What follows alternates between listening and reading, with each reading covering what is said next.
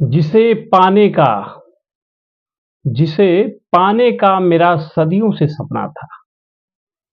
जिसे पाने का मेरा सदियों से सपना था, उसे खुद से ज़्यादा मुझे महफूज रखना था।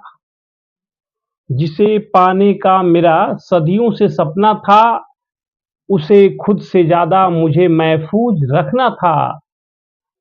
और उसने कभी मुझे अपना समझा ही नहीं, जिसे इश्क में मैंने समझ लिया अपना था। नमस्कार, आदाब, सत श्री अकाल। मैं हूं समीर आयोग और आप देख रहे हैं रियल स्टोरी। आज की जो सच्ची घटना मैं आपको बताने जा रहा हूं, ये घटना है छत्तीसगढ़ की।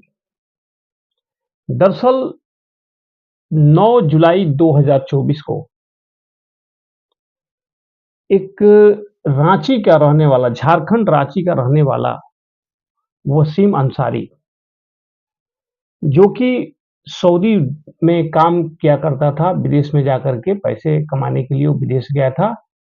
उसके घर वालों को 9 जुलाई को सूचना दी जाती है कि आपका बेटा वसीम अंसारी की लाश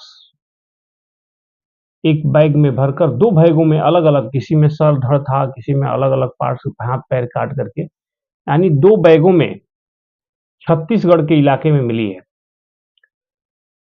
उनको बताया जाता है, उसके घर वाले, उसके भाई और उसके पिता वहां जब पहुंचते हैं छत्तीसगढ़, पुलिस के द्वारा उसका पासपोर्ट, उसका आधार कार्ड, ये सारी चीजें जब प्रमाणित की जाती हैं और लाश को दिखाया जाता है, तो उसके घर वाले पहचान जाते हैं कि हाँ, ये वसीम अंसारी की लाश है।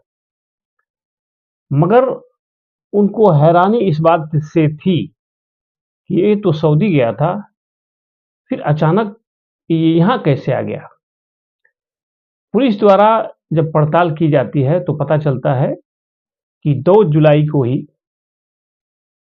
वसीम अंसारी दिल्ली में फ्लाइट से उतरा है, यानी सऊदी से वो आ गया है 2 जुलाई का ही। 2 जुलाई सऊदी को क्यों आया है? इसलिए कि उसे अपनी प्रेमिका से मिलने के लिए छत्तीसगढ़ के जाना था।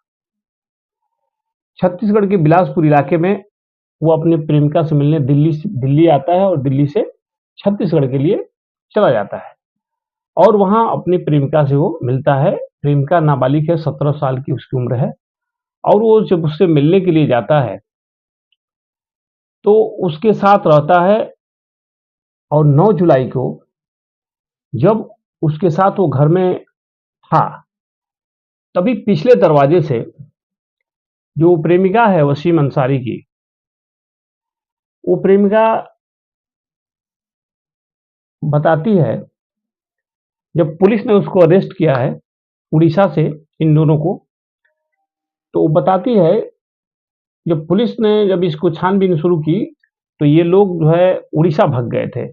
यानी रजा खान जो उसका बॉयफ्रेंड है, जो उसके साथ रहा करता था, जो लिविंग रिलेशन में ये दोनों रहा करते थे, और इन लोगों ने जो वसीम अंसारी के पैसे थे 3 लाख रुपए करीब, और उसका एटीएम कार्ड, उसके गहने जो भी उसने चेन वगैरह पहनी हुई थी, उसका मोबाइल, ये सारा चीज लेकर के उड़ीसा भाग जाते हैं।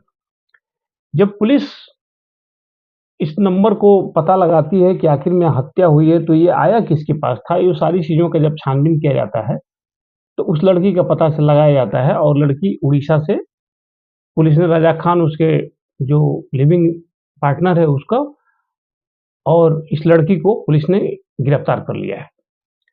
जब गिरफ्तार करके उससे पूछताछ हुई तो उसने बताई कि हम वसीम अंसारी को सोशल मीडिया के ज़रिए ही हम दोनों का पहचान हुई थी, हम दोनों एक-दूसरे से बात करते थे और मैंने उसको मिलने के लिए बुलाया था, इसलिए कि मुझे पैसे चाहिए थे, मुझे पैसे की ज़रूरत थी, इसलिए मैंने वसीम अंसारी को बाहरे-बाहर, यानी घर से ना जा कर के वो हमसे मिलने के लिए आया, हमने ऐसा उससे बातचीत किया था और वो हमसे मिलने के लिए छुट्टी निकाल कर के आया।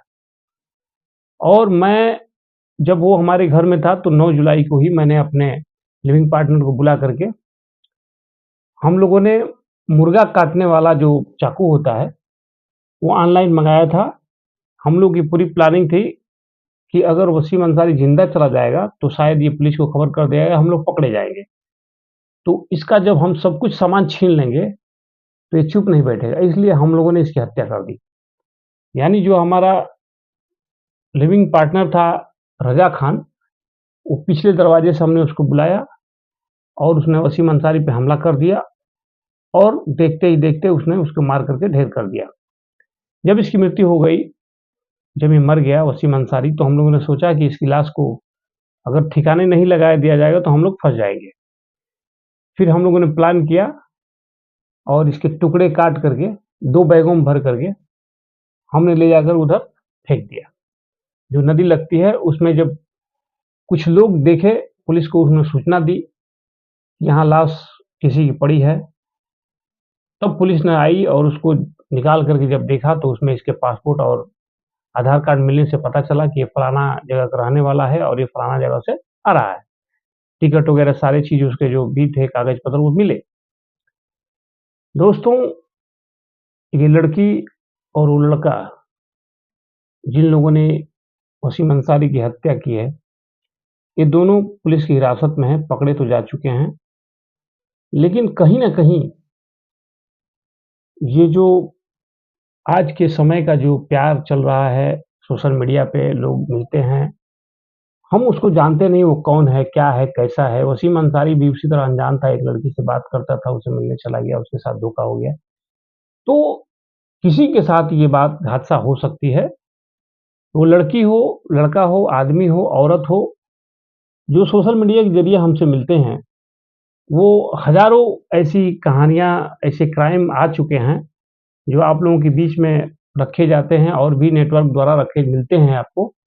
लेकिन दोस्तों, मेरा इस कहानी को बताने का मतलब ये है कि आप लोग आगाह रहें, सतर्क रहें, जागरूक रहें, क्योंकि आज के समय में किसी के साथ कभी भी किसी तरह का धोखा हो सकता है।